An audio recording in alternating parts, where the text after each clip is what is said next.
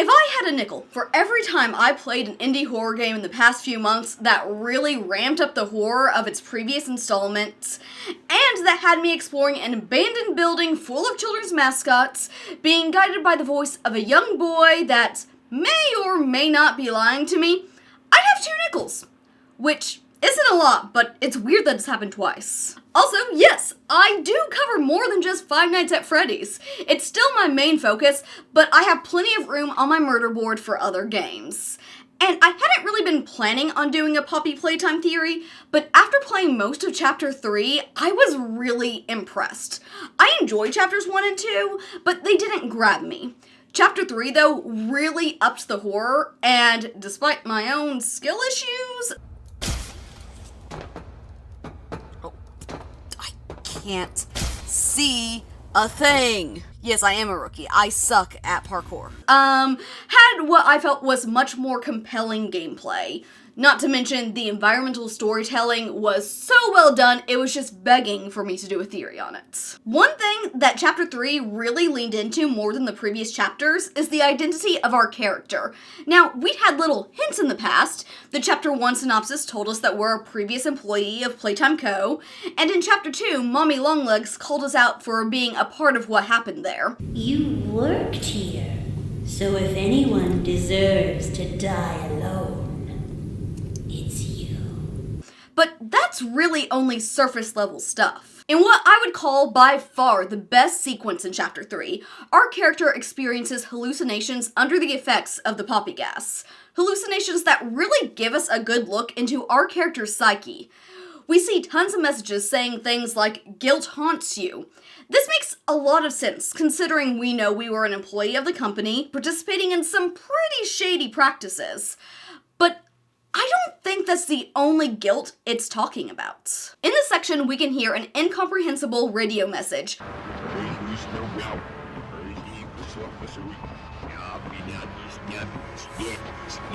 which, when played backwards, says, "You were meant to be there." Thanks to the mention of the date 8/8/1995, we can tell that this is in reference to the Hour of Joy, when all the Playtime mascots rebelled under orders from Experiment 1006 and killed all the employees. And we were meant to be there. It's not just guilt at the horrible experiments that we were at the very least complacent to that's haunting us, it's survivor's guilt. This also confirms that, as of the Hour of Joy, we were still an employee of the company, and not someone who had previously been fired, as I've seen some people theorize about. For one reason or another, we just didn't go into work that day, and the next day, all of our co-workers were dead. And the thing is, we know of someone who fits this description, Leith Pierre, the head of innovation. He's been present in all chapters, with his voice being one of the first ones we hear in Chapter 1, warning us that we are trespassing. My name is Leith Pierre, and I'm the head of innovation here at the Playtime Co. Toy Factory. If you're seeing this, then you're trespassing. He was high up in the company, so much so that he had his own slide, and was very involved in the experimentation. We even hear him talking to Catnap in Chapter 3. This is Catnap, experiment number 1188. What's his real name again? Okay. Hey, Theo. How you doing, bud? Normally I'd have Dr. Sawyer do this, but he's, out, let's say. So he's definitely someone who would be recognized by the toys still at Playtime, as we see that our character is. Given his history at the company, it seems likely that Pierre would be a top priority kill during the Hour of Joy, except he wasn't killed. In Project Playtime, which takes place after the factory shut down in 1995, Pierre is the one seen heading up the project. Welcome to your job as a resource extraction specialist. Here's the job. You need to collect toy parts to make a giant toy. Get that giant toy on the train, then leave. The only way this could be possible is if he wasn't at work on August 8th, 1995, when the Hour of Joy occurred. So, has Pierre now decided to return to the factory himself after all these years to uncover what really happened? While it would technically fit with the facts that we have, there are a couple reasons why I have my doubts. As I already mentioned, we see quite a bit of Pierre throughout the 3 chapters that we have, And he's not a great person. He's portrayed as arrogant and is seen yelling at and threatening his employees, who he views as expendable. He's also cruel towards the experiments, telling Catnap that this prison was his home and no one was coming to save him. Not the kind of person that we would expect to be a protagonist in this game. Well, sure, he could have had a change of heart. I just don't see this type of guy being known around Playtime as Poppy's Angel. And as we see in Project Playtime, Pierre prefers to send other people in to do his dirty work. So, if we're not Pierre, then who are we? How many higher-ups in the company just happened to call in sick that day? I say higher-ups because we've been recognized by multiple toys at this point, so it seems unlikely that we were just factory worker number 83, though we may have started out there. In each chapter, there's been one VHS tape that I thought stood out from the rest. Tapes that made me ask, why is this even here? In Chapter 1, we have tapes that tease Playtime security measures, introduce us to the important and recurring character of Stella Graber, share a log about the prototype recorded during the Hour of Joy, and then there's a tape of 2 workers moving Huggy boxes? Huh. Weird. In Chapter 2, we have multiple tapes that show how Playtime covers things up, another log about the prototype, and then some worker getting demoted and complaining about his job. Well, that was a weird one. And then in Chapter 3, we have many tapes driving home that the orphans are being used as experiments, a couple on the Hour of Joy, the obligatory prototype log, and then, again, 2 workers complaining. Okay. Doing it for her. We're just getting this guy's life story. The tapes that show seemingly random snippets of the average workday seem, well, random. Nothing notable happens in them, and while we might get some mentions of the orphan program, it's nothing that we don't get elsewhere in the chapters. So, why include them? It only makes sense if the characters they introduce are important in some way.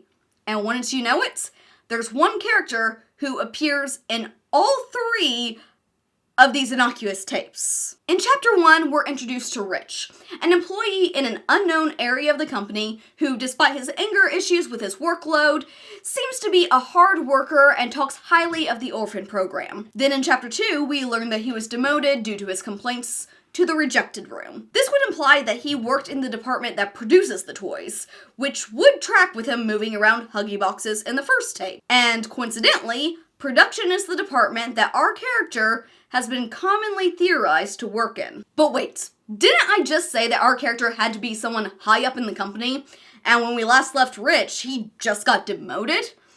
Well, hold on.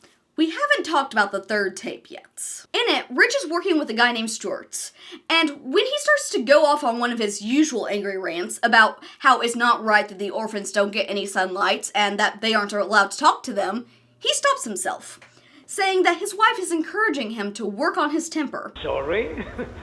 That doesn't sound like the Rich I know. Well, trying to stop being so pissed off all the time.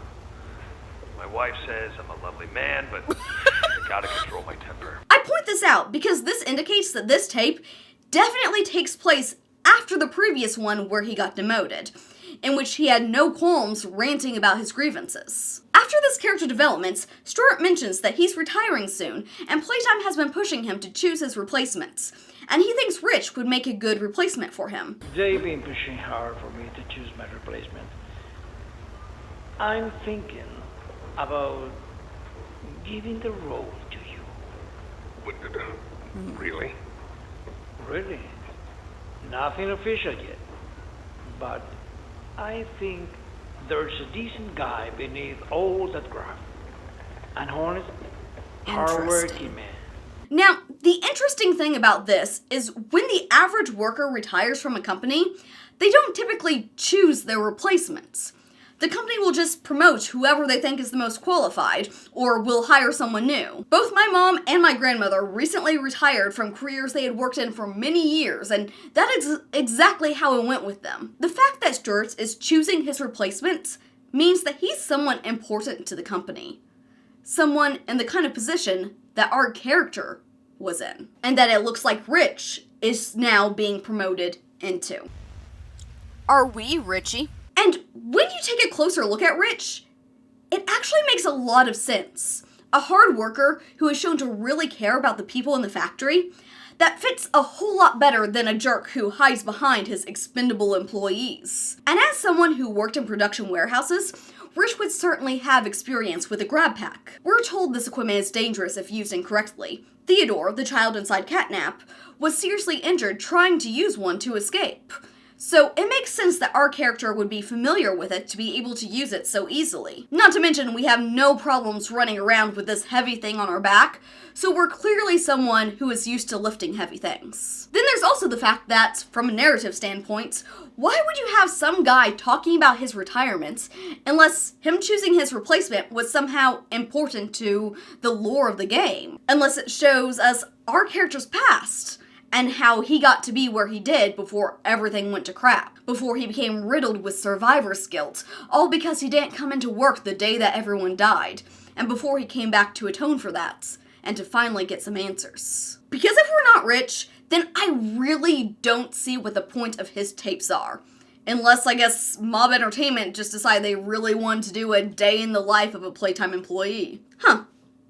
Wonder when FNAF will give us a day in the life of a staff box. Stay hyper and keep theorizing, friends.